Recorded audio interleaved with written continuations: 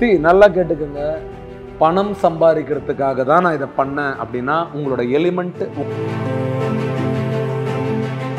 இந்த ஒரு எலிமெண்ட்டுக்காக நீங்க வந்து ஒரு நல்ல மனுஷங்க மேல பழி போட்டீங்க அப்படின்னா அந்த பழி என்ன பண்ணும் அப்படின்னா இங்க ஜெயிக்கணும் ஜெயிக்கணும் ஜெயிக்கணும்னு எல்லாரும் சொல்லி கொடுத்துட்டாங்க. ஆனா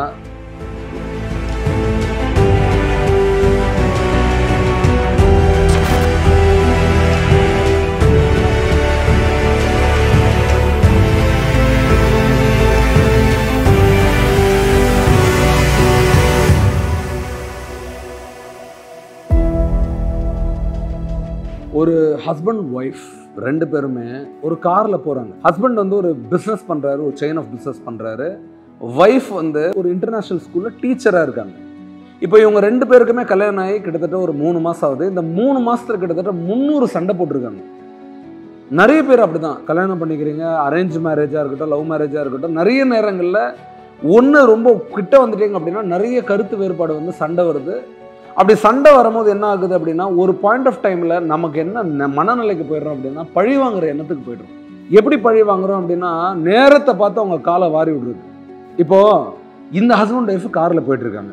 கார்ல போகும்போது ஒரு பாயிண்ட் ஆஃப் டைம்ல ஒரு கான்வர்சேஷன். இவர் என்ன நினைக்கிறாரு அப்படின்னா ஒரு சண்டையை தீர்த்து வைக்கணுன்றதுக்காக தான் கார்லேயே அந்த அம்மாவை கூப்பிட்டு வர்றாரு. நம்ம ஒரு லாங் டிரைவ் போகலாம், ரொம்ப இந்த வாரம் ஃபுல்லாக சண்டையா இருக்கு, நம்ம ஏன் இந்த லைஃப்பை வேஸ்ட் பண்ணணும்னு சொல்லிட்டு ரொம்ப அன்பை வந்து எப்படியாவது இவங்களுக்கு புரிய வச்சு இந்த சிச்சுவேஷனை காம் டவுன் பண்ணுறதுக்காக தான் காரில் வர்றாரு.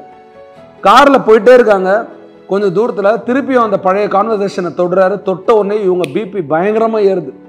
ஒய்ஃபோட பிபி வேற லெவல் கோவம் வந்து அவங்கள ஒரு வார்த்தை சொல்கிறாங்க. இவருக்கு உடனே அது பயங்கர கோவமாக ஆகிடுது. ஏன்னா கோவம் எப்படி அதிகரிக்குதுன்னா உறவில் அந்த வார்த்தை போர் இருக்குல்ல, அதுதான் என்ன ஆகிடுது, வாழ்க்கை புற மாறிடுது. அதை வந்து அடுத்த லெவல் பேசி பேசி பேசி ஒரு பாயிண்ட் ஆஃப் டைம்ல அழுத்திடுறாரு ஆக்சிலேட்டர் கோவத்தில். பயங்கரமா இந்த கார் போற இடத்துல போலீஸ் வந்து அந்த இடத்த வந்து ஃபாலோ பண்ணுது. போலீஸ்கார் வந்து இவருக்கு முன்னாடி வந்து அந்த காரை நிறுத்தி இறங்குங்கன்னு சொல்லுது. ஹஸ்பண்ட் கேரக்டர் இறங்குறாரு. இறங்கின உடனே ஏன் இவ்வளோ ஃபாஸ்டா ஓட்டுறீங்க அப்படின்னு கேட்குறாரு. உடனே கூட அவங்க மிஸ்ஸஸ் ஜாயின் பண்றாங்க. அந்த நிமிஷத்துல இவர் எப்பவுமே இப்படிதாங்க, சொல்றது கேட்கறதே இல்லை, எப்பவுமே ஸ்பீடு தான் அப்படின்றாங்க அவங்க. வேற லெவலில் கோவம் வருது ஹஸ்பண்டுக்கு. அடக்கிக்கிறாரு. அதுக்கு அடுத்த வார்த்தை என்ன கேட்குறாரு, சரி நீங்க வந்து ஏன் வந்து இவ்வளோ ஸ்பீடாக ஓட்டுறீங்க, குடிச்சிருக்கீங்களா அப்படின்னு கேட்குறாரு. அவர் இல்லைன்றாரு, வீட்டுக்காரர் இல்லைன்றாரு. இவங்க சொல்றாங்க இல்லைங்க குடிச்சிருக்காரு, எப்பயாவது குடிச்சாதான் இந்த மாதிரி ஃபாஸ்ட்டாக ஓட்டுவார், நீங்கள் வேணால் செக் பண்ணுங்கன்றாங்க. ஆக்சுவலி அவர் குடிக்கல. கோவத்தில் என்ன பண்ணுறாங்க, விட்டு கொடுத்துக்கிட்டே இருக்காங்க. அடுத்தது அவர் என்ன சொல்கிறாரு அப்படின்னா, சரி இந்த மாதிரி நீங்கள் ஸ்பீடு ஓட்டினீங்கன்னா உங்கள் ஹெல்த்துக்கு சரியில்லை, உங்களுக்கு எதாவது ஒன்று ஆச்சுன்னா யார் இருக்கிறாங்கன்னு சொல்லிட்டு ஒரு அட்வைஸ் பண்ணும்போது நான் எத்தனை தடவை சொல்லிட்டேங்க, அவர் யார் வந்தாலும் எனக்கு கவலை இல்லை, யார் என்னை பிடிச்சாலும் கவலை இல்லை, எனக்கு யாரை பார்த்தும் பயம் இல்லை, நான் இப்படி தான் ஓட்டுவன்றாரு அப்படின்னு சொல்கிறாங்க. உடனே வீட்டுக்கார் பல்லு கடிக்கிறாரு. என்ன இவ இப்படி பண்ணுறாள், நம்மளை வந்து இந்த நேரத்தை பார்த்து பழி வாங்குறாள் அப்படின்னு சொல்லி வேற லெவலில் ஒரு கோவம் வருது.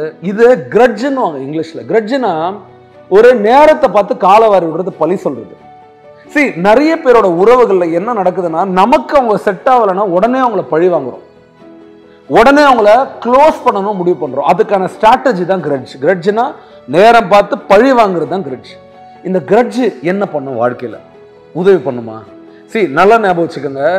ஒரு ஆசிட் போய் கெமிக்கல் கடையில் போய் கொஞ்சம் ஆசிட் வாங்கினீங்கன்னா கேட்டால் தருவாங்க. ஆசிட் உங்களுக்கு தெரியும். அந்த ஆசிட் எடுத்துட்டு வந்து நீங்கள் ஒரு பாத்திரத்தில் வைக்கிறீங்க, ஒரு வெசலில் வைக்கிறீங்க, இல்லை ஒரு பாட்டில் வைக்கிறீங்க.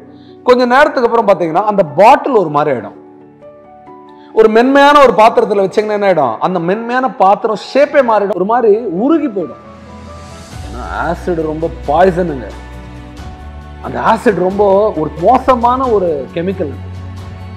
இந்த கோவம் பழிவாங்கிற எண்ணம், கோவத்தை விடுங்க, பழிவாங்கிற எண்ணம் கிரட்ஜ் இருக்குல்ல, இது அந்த ஆசிடோட மோசமானதுங்க. எப்படி அந்த ஆசிட் இருந்தா முதல்ல அந்த டேமேஜ் அந்த வெசலுக்கோ அந்த கண்டெய்னருக்கோ, அதே மாதிரி தான் யாரு கிரட்ஜை முதல்ல வச்சிருக்காங்களோ அழிவு அவங்களுக்கு தான். இப்போ பிளான் பண்ணி ஒருத்தர் அழிக்கிறதால அவங்க அழிஞ்சு போயிடுவாங்களா? பிளான் பண்ணி ஒருத்தரை க்ளோஸ் பண்றதால அவங்க க்ளோஸ் ஆயிடுவாங்களா?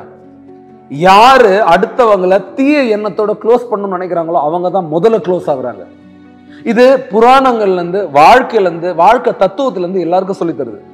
ஒன்றும் இல்லை, உங்கள் ஏரியாவில் ஒரு 100 வீடை நீங்கள் போயிட்டு இன்டர்வியூ பண்ணீங்க, ஒவ்வொருத்தரை கூப்பிட்டு பேசுனீங்க அப்படின்னா அந்த 100 பேர்ல யாரு ரொம்ப லைஃப்ல ரொம்ப மோசமான ஒரு இடத்துல இருப்பாங்க, இல்ல தோல்வியோட நிலையில இருப்பாங்க அப்படின்னா, நிறைய நேரங்கள்ல தீய எண்ணங்கள், அடுத்தவங்களை பழி வாங்கணுன்ற அந்த எண்ணம் தான் மனிதர்களை அழிச்சிருது.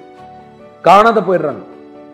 நிறைய பேர் கத்தி எடுக்கிறாங்க, நிறைய பேர் என்ன பண்றாங்க, புத்தியை வச்சு பழி வாங்குறாங்க, நிறைய பேர் என்ன பண்றாங்க, பழி சொல்றாங்க, இல்ல அவங்கள பத்தி தப்பான புகார்கள் கொடுத்து அவங்கள மன ரீதியில் அவங்கள காயப்படுத்துறது, அவங்களோட தொழிலை முடக்கிறது, அவங்கள முன்னேற விடாத செய்யறது, நான் மட்டும்தான் வரும், என்னை விட்டு யாரும் வரக்கூடாது சொல்லிட்டு அவங்கள அழிக்கணும்னு நினைக்கிறது, உடனே போய் பிரச்சாரம் பண்றது, அது அவங்கள தான் முதல்ல அழிக்கும்.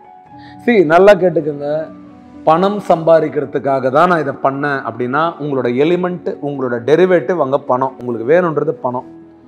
என்னோட பேர் புகழுக்காக தான் பண்ணா, அங்கே உங்களுக்கு தேவை பேர் புகழ். நான் தான் இங்கே பெருசுன்றதுக்காக பண்ணேன் அப்படின்னா, அங்கே உங்களுக்கு தேவை அங்கே எனது பேரு புகழ் கெத்து. உங்களுக்கு எது வேணும் அப்படின்றதுக்கு 2-3 வழி இருக்கும்.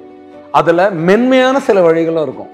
அடுத்தவங்களை காயப்படுத்தாத, அடுத்தவங்களை பழி சொல்லாத, அடுத்தவங்களை உடைக்காதே சில விஷயத்தை உருவாக்க முடியும்.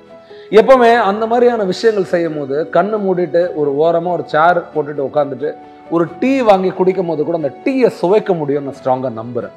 ஜன்னல் ஓரமாக ஒரு சீட்டு கிடைச்ச உடனே அந்த காற்றை உங்களால் அழகாக சுவாசிக்க முடியும்னு நான் நம்புகிறேன். உங்களுக்கு பிடிச்ச பாட்டை உங்கள் ஆண்ட்ராய்டு ஃபோன்லேயோ இல்லை ஐஃபோன்லேயோ இல்லை ரேடியோலையோ போடும்போது அதை மிகுந்த ஆனந்தத்தோட சந்தோஷமாக உங்களால் அந்த மியூசிக்கை உங்களுக்குள்ளே பருக முடியுன்றதை நான் ஸ்ட்ராங்காக நம்புகிறேன். உங்களுக்கு ரொம்ப பிடிச்ச சாமியை கோவிலில் இல்லை வழி ஸ்தலங்களை இல்லை ரிலீஜியஸ் ஸ்பேஸில் உங்களோட ரிலீஜியஸ் பிலீஃப் எங்கே இருக்கோ அங்கே போயிட்டு நீங்கள் ப்ரே பண்ணும்போது கூட உங்களால் க்ளோஸாகவே அந்த இறையை ஃபீல் பண்ண முடியுன்றதை நான் நம்புகிறேன். இது எல்லாம் உங்கள் லைஃப்பில் நடக்கணும் அப்படின்னா முதல்ல இந்த பழி வாங்குறது, அடுத்தவங்களை உடைக்கிறது, காயப்படுத்துறது வேணாம். நான் கணவனாக இருக்கட்டும், மனைவியர், நிறைய பேர் பொய் கேஸ் போடுறீங்க. பொய் கேஸ், எங்கள் வீட்டுக்காரர் என்னை வன்கொடுமை பண்ணாரு, கொடுமை பண்ணாங்க, என் மாமியார் என்ன கொடுமை பண்ணாங்க. பாவங்க, இது பாவம். எனக்கு ஜீவனாம்சம் வேணும், சொத்து வேணும். ஏன்னாங்க பணம், பேரு, புகழ் இதெல்லாம் கடைசியில மண்ணோட மண்ணா போகுதுங்க. இந்த ஒரு எலிமெண்ட்டுக்காக நீங்க ஒரு நல்ல மனுஷங்க மேல பழி போட்டீங்க அப்படின்னா அந்த பழி என்ன பண்ணும் அப்படின்னா பழியா மாறும். மாறி திரும்பி வந்துச்சுன்னா தாங்க மாட்டீங்க. நான் இப்பயே சொல்றேன், யாரோ ஒருத்தரோட சப்போர்ட்ல தான் நீங்க நிறைய பேர் பழி வாங்கிட்டு இருக்காங்க. இவங்க என் கூட இருக்கிறாங்க, அவங்க எனக்காக நிற்கிறாங்க. நான் இப்பயும் சொல்றேன், பழி போடுற கூட்டத்தோட யாரு நின்னாலுமே அது ரொம்ப வீக்கான பலவீனமான கூட்டம். அன்போட உண்மையா இருக்கிற பாசத்தோட பழகிற கூட்டம் இருக்குல்ல, அது தனியா இருந்தாலும் பலமான கூட்டம். ஏன்னா ஒரு வைப்ரேஷன் உன்னை சுத்தி உன்னை காக்கும், ஒரு வளையம் உன்னை சுத்தி நிற்கும். அது இறை வலையோ இல்ல உயிர் வலையோ இல்ல உனக்குள்ள இருக்கிற அந்த தூய்மை உருவாக்குற ஒரு ஆறாவோ, அது எப்படி ஒன்னாலும் பாரு. இங்க ஜெயிக்கணும் ஜெயிக்கணும் ஜெயிக்கணும்னு எல்லாரும் சொல்லி கொடுத்துட்டாங்க. ஆனா ஒழுக்கமா காயப்படுத்தாத மனநிறைவோட ஜெயிக்கணும்ன்றது யாரும் சொல்லி தர மாட்டாங்க. இப்போ வாழ்க்கையில நல்லா வரணும், நல்லா நிலைக்கணும் அப்படின்னா உன்னோட உயிரை நீ முதல்ல உணரணும். உடம்புக்குள்ள என்னப்பா இருக்கு? காத்து. காத்துனது உயிர். இந்த காத்து வெளியே போயிடுச்சுன்னா உன் பாடி டெட் பாடி. யாரா மதிப்பாங்களா? சல்லி பைசாக்கு. இப்போ ஏதோ ஒரு அனிமல் சாகுது அப்படின்னா அதுக்கு ஒரு ப்ராசஸ்னு ஒன்று இருக்கு. ஒரு வல்ச்சர் ஈகிள் சாப்பிடுது, இல்லை வேற ஏதோ ஒன்று சாப்பிடுது, மண் சாப்பிடுது, புழு சாப்பிடுது, ஏதோ ஒன்று சாப்பிடுது. அதை நம்மளால கண் கூட பார்க்க முடியுது. ஒருத்தர் இறந்தா என்ன நடக்குதுன்றதை பார்க்க முடியுது இயற்கையில். ஆனால் இயற்கையாக நம்ம இறந்தா கூட நம்மளால எதுவுமே பார்க்க முடியாது. எலக்ட்ரிக் சுடுகாடு வந்துருச்சு, புதைக்கிறதுக்கு இடம் இல்லை, எக்கச்சக்க கன்ஃபியூஷன். இந்த வாழ்க்கை எதுவுமே நம்மளது இல்லை. இப்போ இந்த பில்டிங்கு, காரு, இது அது எல்லாமே இருக்கும், நம்ம இருக்க மாட்டோம். இதுக்கு நடுவில் என்னடா பெரிய கிரட்ஜு? இந்த கிரட்ஜ் எல்லாம் தூக்கி போட்டு இந்த உறவுகளுக்கு பிரிட்ஜா இருக்கணும் அப்படின்றதுக்காக நான் உங்ககிட்ட இந்த மெசேஜை கொடுக்கணும்னு நினைக்கிறேன். சேர்ந்து தான் பாரு, உண்மையா அன்பு தான் பாரு, மன்னிச்சு தான் பாரு. இந்த உறவு எனக்கு வேணாம்னா பணமும் வேணாம். என்னோட சொந்த உழைப்பில் என்னால் பணம் சம்பாதிக்க முடியும்னு ஒவ்வொருத்தரா நில்லுங்க. உங்களுக்கு அம்மா அப்பா வேணாம்னா சொத்து வேணாம், என்னால சம்பாதிக்க முடியும்ன்றது நில்லுங்க. உறவு வேணாம், ஆனா அவங்க கிட்ட இருந்து வர வரவு வேணும் அப்படின்னா அது உனக்கு சாபமா தான் சேரும்னு நான் ஸ்ட்ராங்கா நம்புறேன். தேங்க்யூ.